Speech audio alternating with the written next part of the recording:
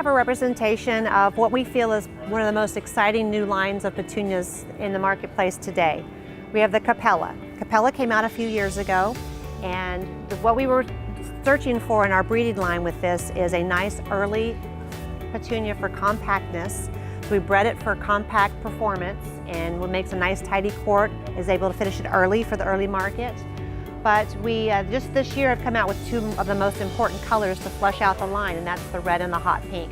The hot pink is getting a lot of action at CAST this year. It's what I call a 55-mile-an-hour plant, and that you can see it from really far away, even driving by fast. The thing about CAPELLA that I really love is that it checks all the boxes for the perfect petunia.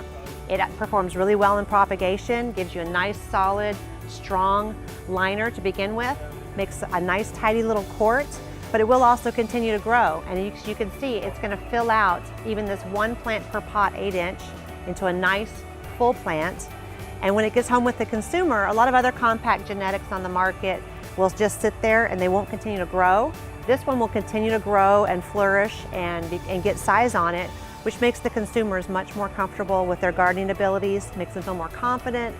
And I like to say, when we make our home gardeners confident, they come back and buy more plants. So it's good for everybody.